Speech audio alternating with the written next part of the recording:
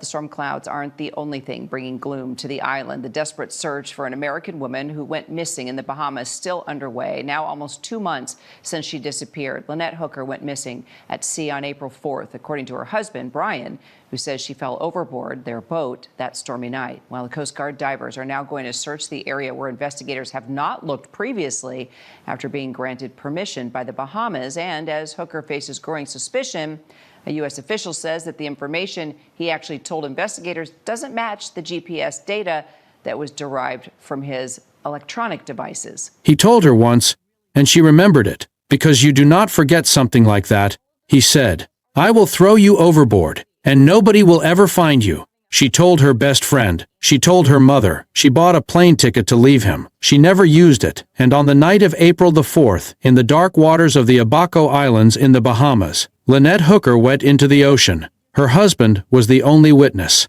And right now, as you are watching this, federal divers are descending into 25 feet of black water.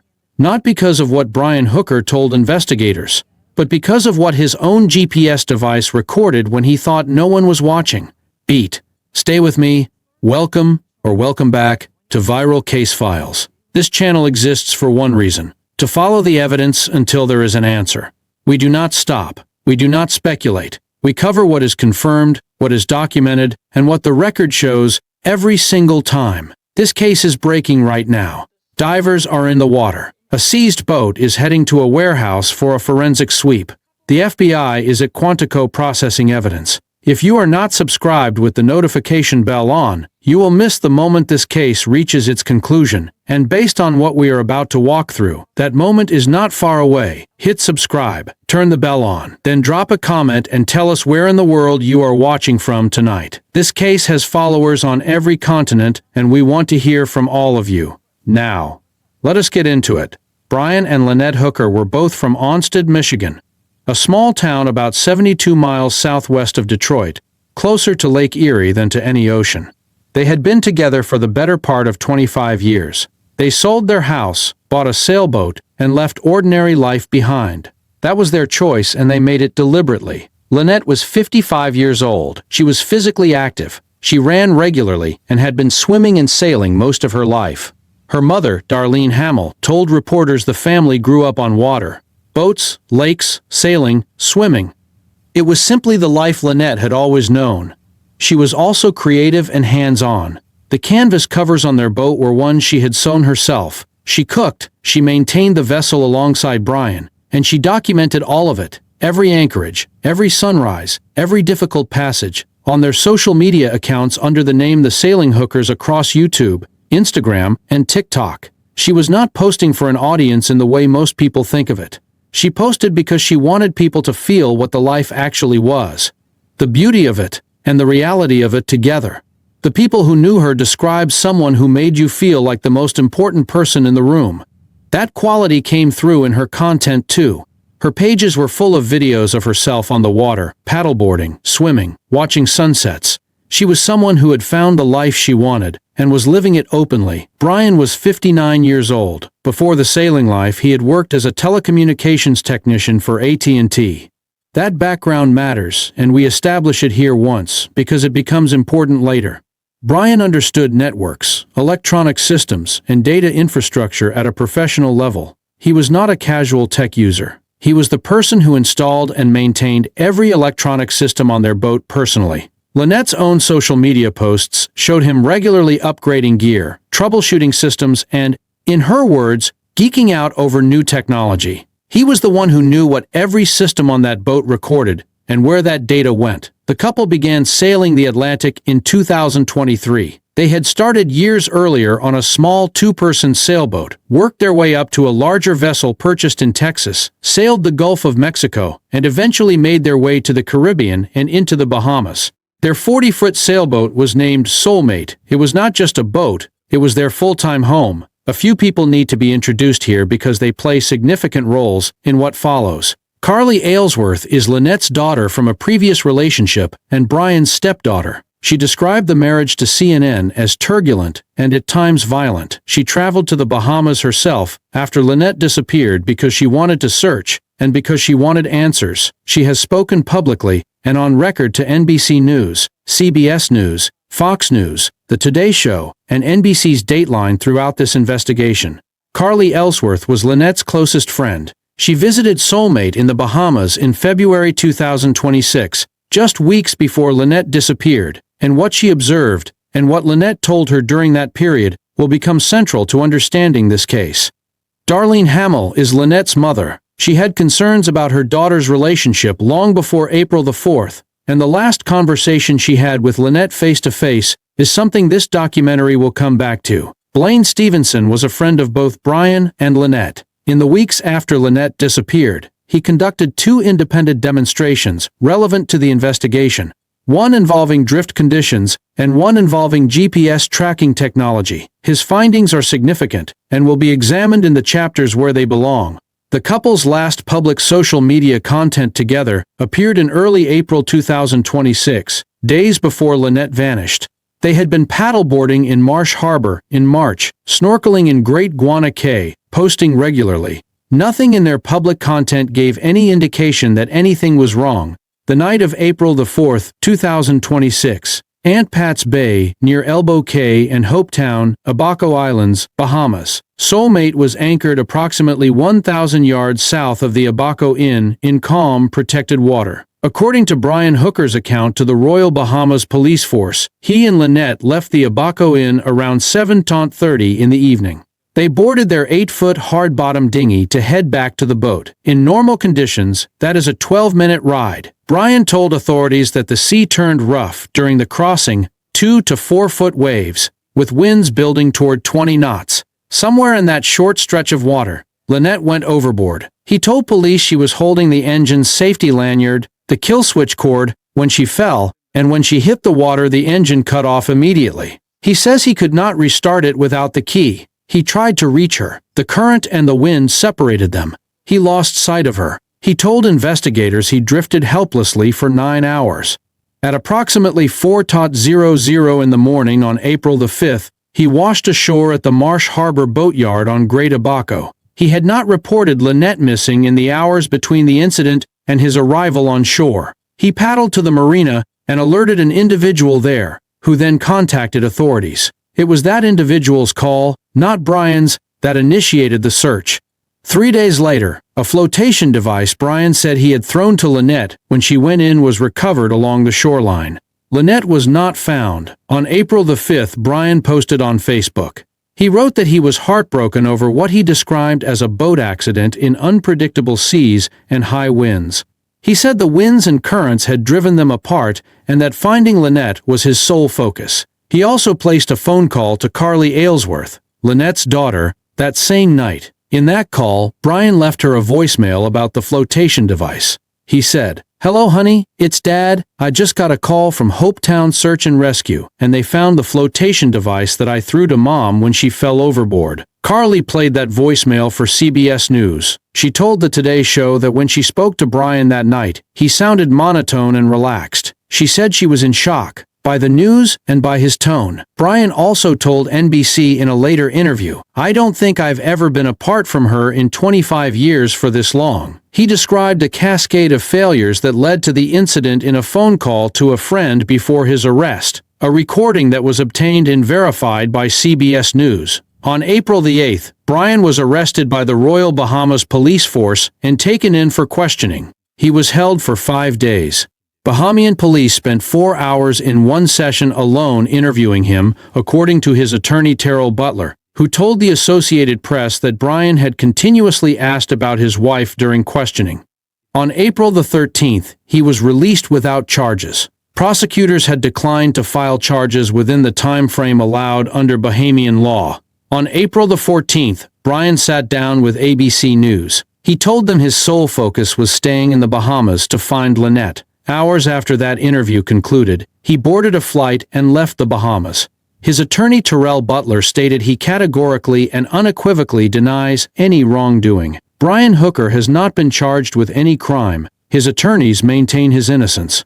That is a fact we carry through this entire documentary. Brian's account was simple. The evidence is not. Start with the weather. Multiple eyewitness accounts, photographs, and video footage taken at Aunt Pat's Bay on the evening of April the 4th, all confirmed by CNN and independently corroborated by NewsNation, show conditions that were flat and calm. Not 2 to 4 foot seas. Not winds building toward 20 knots. Flat water, glassy.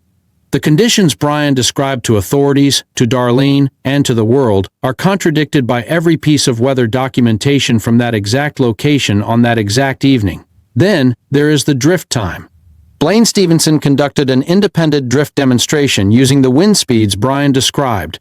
His finding: the distance Brian claims to have drifted at those wind speeds should have taken approximately 5 hours, not 9.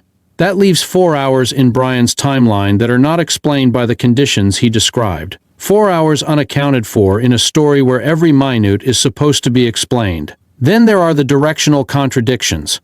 Brian told Richard Cook, the fire team lead with Hopetown Volunteer Fire and Rescue, that Lynette was swimming towards Soulmate. He told others she was heading toward shore. He told boatyard security guard Edward Smith, confirmed by Fox News Digital, that she was swimming north toward Hopetown and that she had a yellow bag. Soulmate was anchored to the south. Hopetown is to the north. Those are opposite directions. 3 different accounts of the same detail given to 3 different people within the same 24-hour window. And Lynette's dry bag, the one she had with her that night, was green, not yellow. Then there is the timeline. Brian told most people the incident happened somewhere between 7:30 and 8:00 in the evening. He told Edward Smith it happened at 7:00. That 60-minute gap matters in a specific way. At 7:00 p.m., in the Abaco Islands in early April, it is still daylight outside. That is not the dark, chaotic, disorienting conditions he described to everyone else. Then, there are the flares. Brian told Darlene Hamel he fired 2 distress flares during the incident. Physical examination of the dinghy confirmed only one had been discharged. A second remained loaded in the gun. That physical evidence directly contradicts what he told Lynette's mother. Then there is the terrain. Volunteer searcher Nathan filmed the route Brian would have had to travel on foot to reach the subdivision where he claims he knocked on doors looking for help. Mangrove swamp, standing water, dense brush, passable only with considerable effort in complete darkness. Jim Todd of Hopetown Volunteer Fire and Rescue was physically present when Brian boarded the rescue vessel that morning. He noted that Brian's blue slide sandals showed no mud, no sludge, nothing consistent with the terrain Brian claims to have crossed. And throughout the entire time Brian says he was struggling through that terrain on foot, a boatyard blazing with lights sat 150 yards away along the rocky shoreline. Carly Aylesworth raised the question that sits underneath all of this. She asked publicly and on the record, why did Brian not drop anchor and search for Lynette rather than paddle away? She noted to CBS News that Brian typically drove the vessel and questioned how Lynette came to be holding the boat keys at all. She described her mother to NBC News as an experienced mariner and a fit, capable swimmer who had been sailing for more than a decade. She told NBC's Dateline she was concerned her stepfather was going to get away with it. No answer to those questions has been provided. Every documented contradiction points in the same direction. And at the time all of this was emerging, the investigation had not yet reached the most significant evidence in the entire case. If you are not subscribed to Viral Case Files yet, do it right now.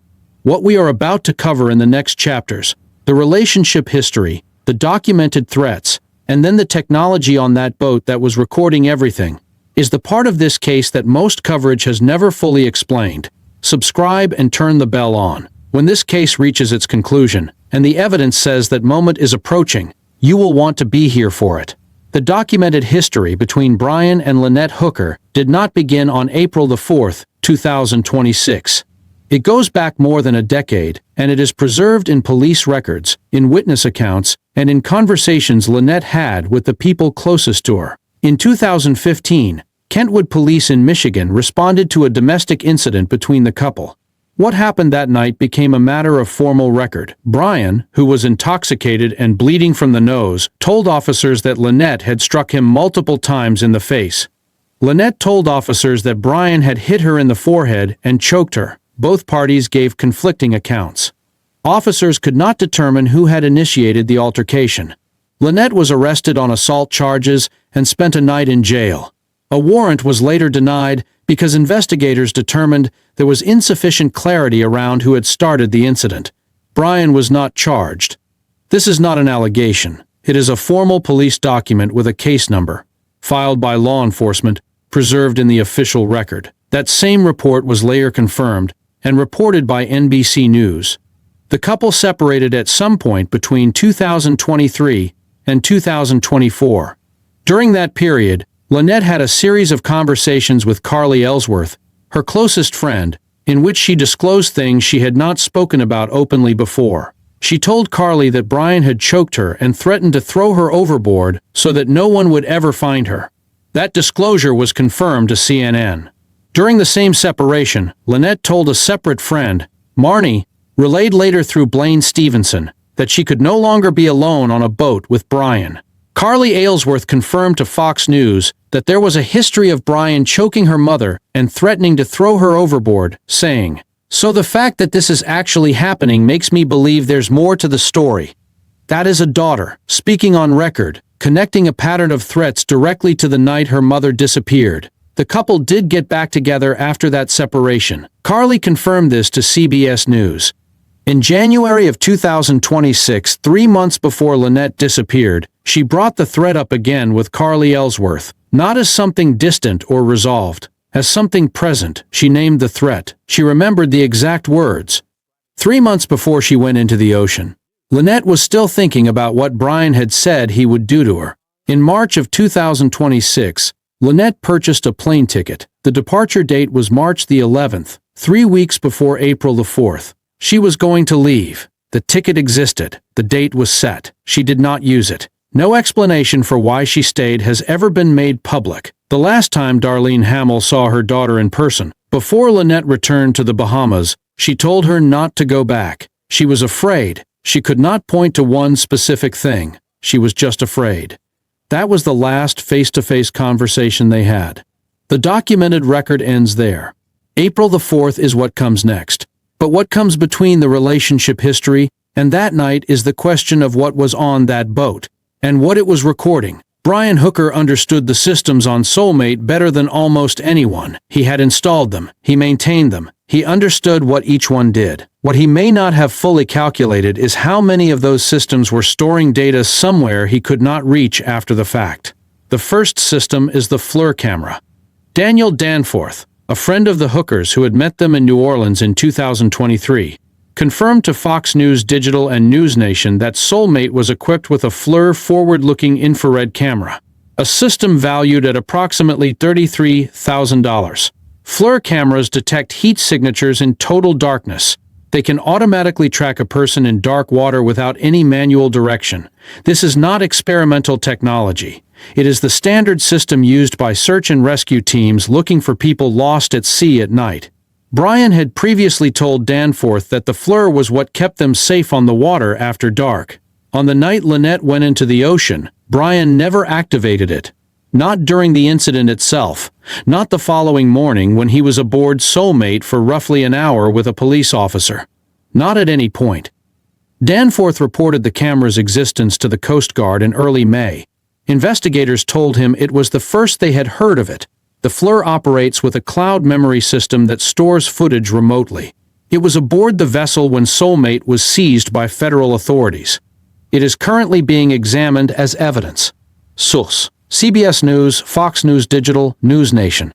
The second system is the AIS, the Automatic Identification System. Every commercial and recreational vessel of a certain size is required to carry one. It broadcasts the vessel's real-time identity, speed, and position continuously. Marine tracking data obtained by Fox News Digital through the company Vessel Finder confirms that Soulmate's AIS went completely dark at 9:29 p.m. on April the 4th. It did not come back online until 8:40 a.m. on April the 5th, an 11-hour blackout. Soulmate was equipped with hundreds of watts of solar power. Former federal prosecutor Tad DiBiase, the author of a legal guide on no-body homicide cases, told Fox News Digital that determining exactly how that AIS went offline will be one of the central questions for investigators. On a boat with that power capacity, it does not go dark for 11 hours by accident. The third system is the Blink security camera system, confirmed by Carly Ellsworth during her February 2026 visit to Soulmate. Multiple cameras were installed, one covering the stern facing forward, one at the bow facing back, together covering every angle of the cockpit and deck. At least one additional camera was positioned below deck. Blink cameras do not store footage locally. They upload automatically to Amazon cloud servers the moment footage is captured. Those servers are accessible to federal investigators under subpoena, regardless of what happened to any physical device on board the vessel. Whatever those cameras recorded on the night of April the 4th had already left the boat long before Brian reached shore. The fourth system is the Starlink satellite terminal mounted on Soulmate's mast. Every phone, watch, or device that came within range of the vessel automatically connected to the boat's network. Every one of those connections was logged and timestamped on SpaceX servers.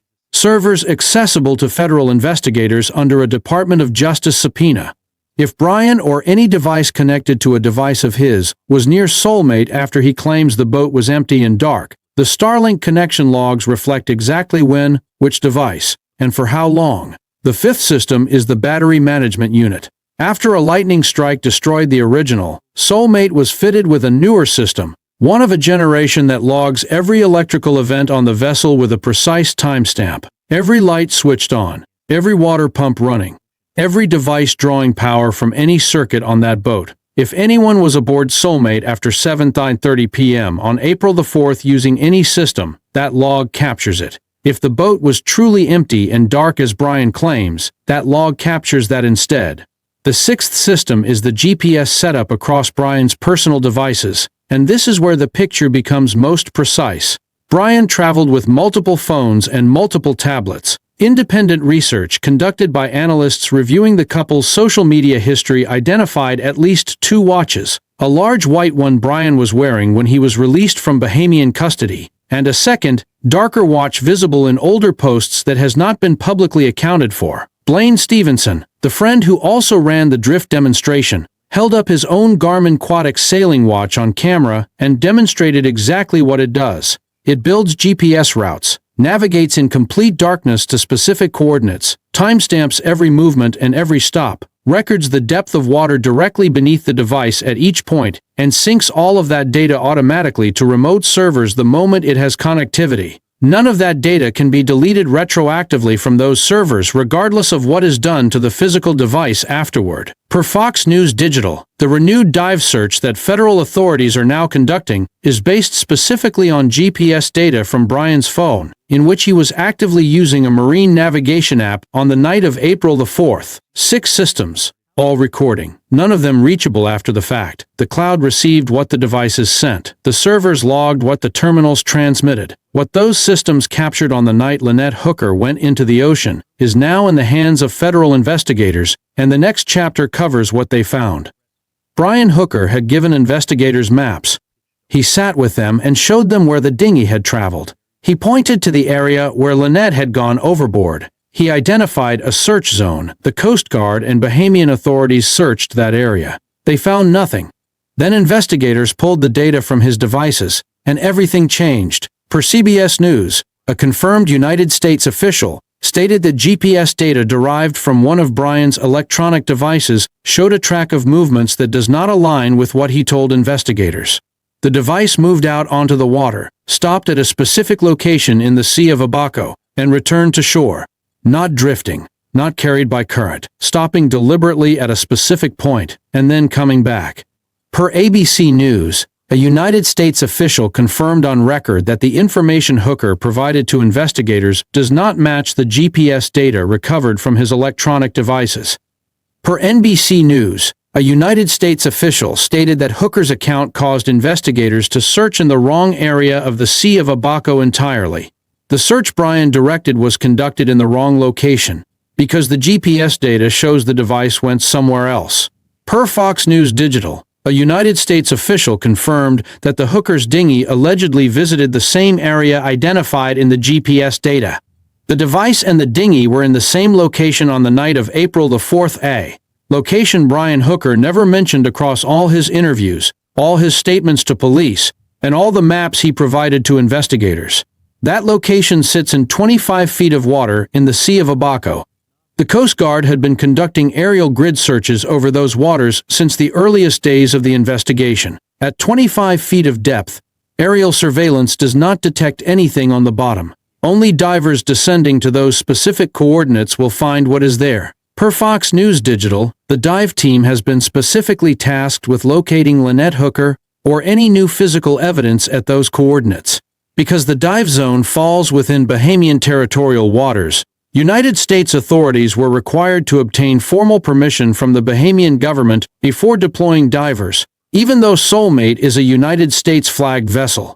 Former FBI Special Agent Nicole Parker addressed the jurisdictional question directly. She told Fox News Digital, "Although it occurred in the Bahamas, you have to get permission from them. But it doesn't mean that he can't be charged. The location of the incident does not determine where a prosecution can be brought." Per CNN, confirmed by a United States official familiar with the investigation. The Royal Bahamas Police Force has already granted that permission, not pending review, not under negotiation. Granted. Coast Guard Investigative Service divers are authorized to enter the Sea of Abaco at the GPS-derived coordinates and conduct the search. Journalist Ashley Banfield, who traveled to the Bahamas in person and broke several key developments in this case through her podcast Drop Dead Serious, confirmed that the dive team was already moving toward deployment. Her on-the-ground reporting provided independent verification of details that major network outlets subsequently followed with their own confirming sources.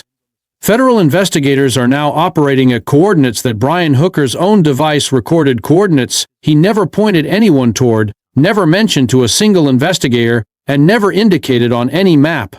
The search Brian directed found nothing. The search his GPS data is now directing is targeted, active, and underwater. Before those divers surface, 3 family members have already prepared for what may come next. Darlene Hamel, Carly Ellsworth, and Lynette's father have all submitted DNA samples to investigators, confirmed by Fox News Digital. They are not waiting to be contacted. They are ready. If the dive team surfaces with findings, identification can happen on site without delay, while the team is still in the field. There is one more thread running through the night of April the 4th that has not yet been fully examined, and it may contain witnesses that no investigation has yet been able to reach. A second vessel was anchored in Aunt Pat's Bay that night, positioned close enough to Soulmate to have maintained a direct line of sight to that anchorage throughout the entire evening.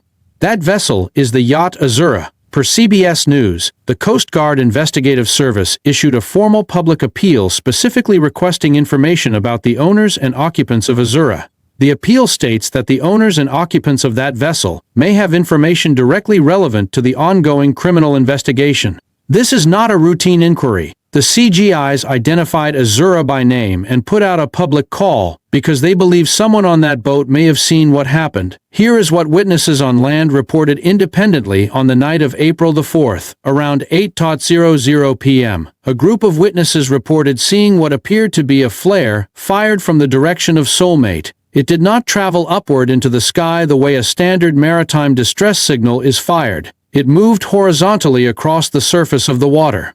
A flare fired horizontally from a stationary vessel, at a time when Brian's account places both of them in a small dinghy out on open water, does not fit the scenario he described.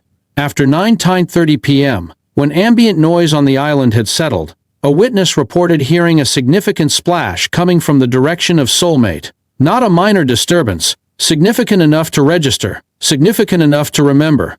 Around midnight, a resident named Dean on Lubber's Quarters, facing Elbow Cay, had a camera running. That footage captured lights on what appears to be Soulmate, going on and off, positioned low near the waterline where a dinghy would be moored, and higher up on deck at a standing height. At midnight, at a time when Brian's account places no one anywhere near that vessel. If the crew of Azura was on deck at 8:00 p.m. when the flare was seen, or after 9:30 when the splash was heard, or around midnight when the lights were moving, they may have witnessed the most significant events of that entire night from a distance of meters. If you have any information about the vessel Azura or its captain and crew, or if you were anchored in Aunt Pat's Bay on the night of April the 4th, the CGIS Tips application accepts submissions anonymously on both One OS and Android. The link is in the description below. Now to the vessel at the center of the investigation itself. Sometime between May the 8th and May the 10th, Soulmate was seized by federal authorities 40 nautical miles off the coast of Melbourne, Florida, as it was attempting to leave the area, being piloted by a hired transport captain. Brian Hooker was not aboard. The Coast Guard described the operation in an official release as a complex surveillance and interdiction operation. The vessel was brought to Coast Guard Station Fort Pierce in Florida, where crime scene tape was placed across the boat, and an initial exterior examination was conducted. Federal investigators were photographed aboard the vessel during that examination. Soulmate was subsequently relocated from Fort Pierce to Fort Lauderdale. The reason, per a United States official confirmed to Fox News Digital, Fort Pierce did not have the equipment to pull the vessel completely out of the water. Fort Lauderdale does. Once Soulmate is fully hauled from the water and taken to a warehouse, which a United States official confirmed to Fox News Digital is exactly what is planned. Investigators gain access to every part of the vessel that cannot be reached while it floats. The hull below the waterline, the keel, the through-hull fittings. Every surface that has been submerged since the night of April the 4th. Nicole Parker, the former FBI special agent, who has been commenting on this case for Fox News Digital, described the warehouse examination this way. Every digital device, every computer system, every extractable piece of data will be removed and examined. The FBI laboratory in Quantico, Virginia is simultaneously processing evidence already recovered from the case. That processing is active and ongoing, per CBS News. Two major threads remain open. One missing boat crew that may have watched everything happen. One seized vessel that has not yet been fully examined. Both of them are moving toward answers that have not yet arrived. As of the time this episode was recorded, here is where every thread in this investigation stands. Brian Hooker has not been charged with any crime. His Bahamian attorney Terrell Butler has stated publicly and on record that Brian categorically and unequivocally denies any wrongdoing. Butler specifically noted that Brian's denial covers the allegations made by Carly Aylesworth. His Michigan-based attorney Crystal Marie Hauser asked the public to treat Brian the way they would want to be treated if they found themselves in his position. Butler declined to comment on the new dive search, citing the active investigation. Royal Bahamas Police Commissioner Shanta Knowles confirmed to NBC News that Brian remains a suspect and that the investigation is ongoing. Every active thread in the case currently sits at this position. The CGIS dive team is authorized and active in the Sea of Abaco, searching 25-foot deep water at GPS-derived coordinates that Brian Hooker never disclosed to investigators. Soulmate is in Fort Lauderdale awaiting dry dock and transfer to a warehouse for a complete forensic examination. Hull, electronics, all systems, every surface above and below the waterline. The FBI laboratory at Quantico is processing physical and digital evidence recovered from the case.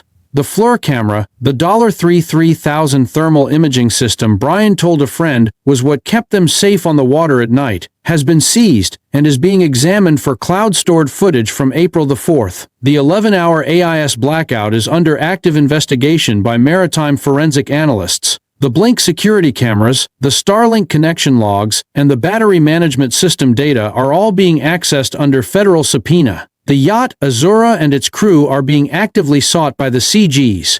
The tip line remains open and anonymous. DNA samples from Darlene Hamel, Carly Ellsworth, and Lynette's father are on file and ready for immediate comparison if the dive team surfaces with findings.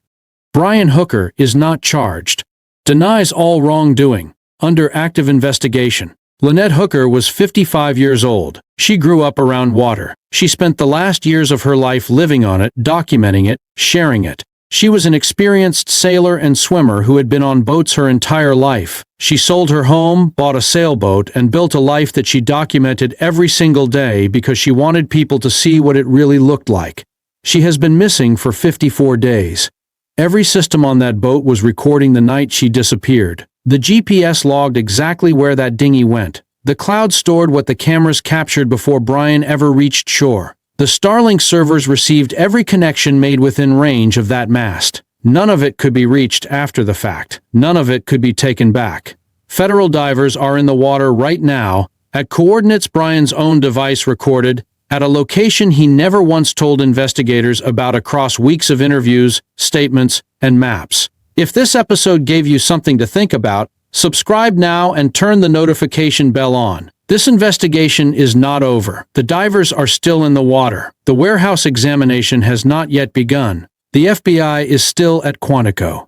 When this case moves, and it is moving, Viral Case Files will be the first place you hear about it, with full context, with every confirmed fact, every single time. To submit information anonymously, the CGIS Tips application is available on iOS and Android. The link is in the description below. To support Lynette's family directly, search GoFundMe, Lynette Hooker missing in Bahamas, Darlene, Carla, 54 days. We have not stopped, not once.